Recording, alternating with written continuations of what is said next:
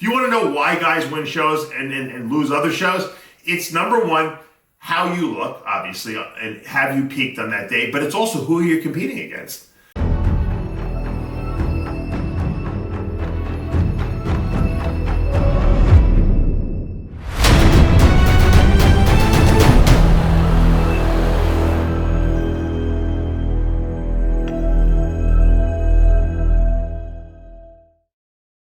I'm Dave Palumbo, founder of Species Nutrition.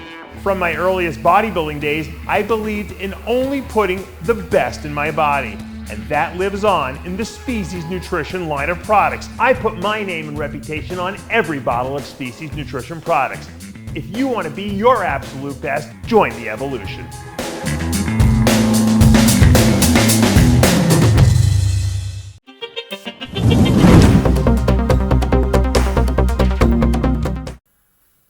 Dave Palumbo here with an RxMuscle news update.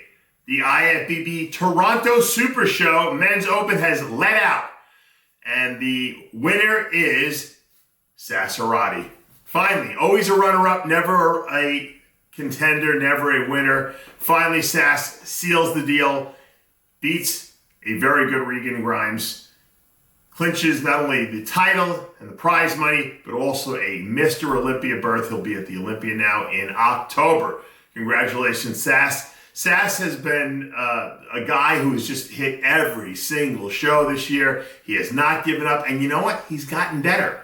He's gotten better and better, and the reason why he can do that is because conditioning comes relatively easy for him, and once he's in shape, he can eat, and I think that's a key. If you can eat and not have to starve yourself constantly to stay in shape, that's a huge advantage, and it allows you to go from show to show to show. So guys with good metabolisms, once they get into shape, can kind of eat up almost and continue, and they don't, kind of burn out. Whereas guys that are always having to watch every morsel of food that goes into their body, the longer they continue to compete, eventually their body just gets burnt out and it doesn't respond anymore.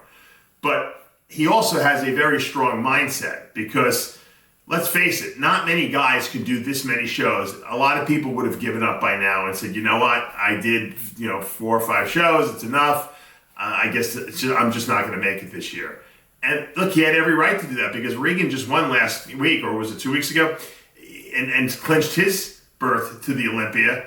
And now he comes back. You have to assume that, Regan, coming off that big win, he's got that huge structure, a lot of muscle in his body that, he's going to lose to Sass, right? I mean, and I can see a competitor saying, why am I going to go to this show if I'm going to lose to this guy? But Sass comes back better, harder, more polished, fuller. This is the best I've seen him look. And when you compare the two of these guys, Regan has got a much bigger structure. He's taller.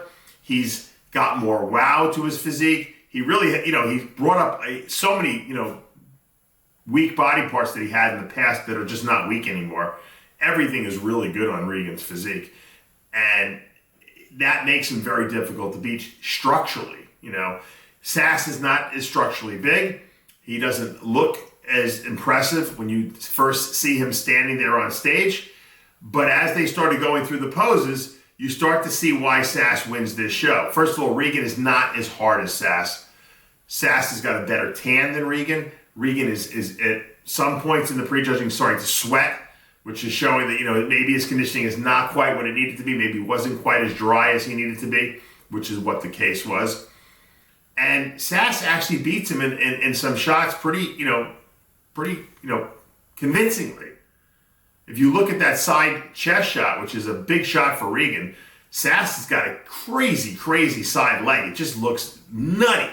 It's bigger than Regan's, even though Regan probably might have, bigger legs just because he's a bigger guy. Sass's legs are just so nutty looking in this show. And they're so hard and so separated. His front quads are amazing. And like I said, Regan's got a smaller waist. Regan's got some better wows and whistles to his physique. But Sass comes in here dry, grainy, and did what he had to do. And if you want to know if a bodybuilder is in shape, a good friend of mine, Doug, once told me this years ago. On stage, you shouldn't have to pose too hard. If you have to squeeze too hard on stage, it means you're probably not in shape and you're having to like overdo or over-exaggerate the muscle to kind of bring it out. Sass just hits the poses effortlessly and you just see everything fall into place. Look at the ab thigh shot. That's the gold standard in this comparison as far as I'm concerned.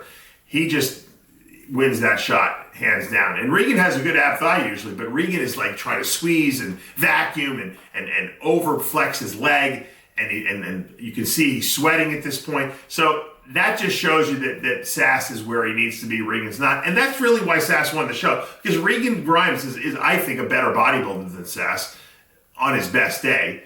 But he wasn't on his best day here, and Sass was his best. And that's what it comes down to sometimes. If you want to know why guys win shows and lose other shows, it's number one, how you look, obviously, and have you peaked on that day, but it's also who you're competing against.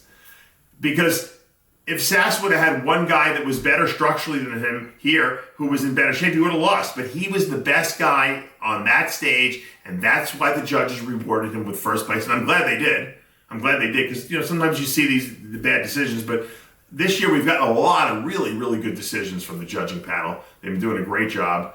And Sass absolutely deserved to win this show. And Regan, once again, has nothing to hang his head on this one. He was a little watery here. Obviously, he already clinched his Olympia berth at the last victory he had.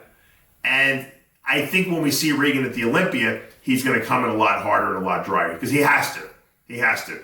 And obviously, his being a taller bodybuilder, I'd like to see his legs come up a little bit come October. The good thing is he's still young. He can bring those legs up. He only needs to bring them up a little bit and then just come in a little bit harder, a little bit drier. And you know what? I said it. I don't want to sound like a broken record.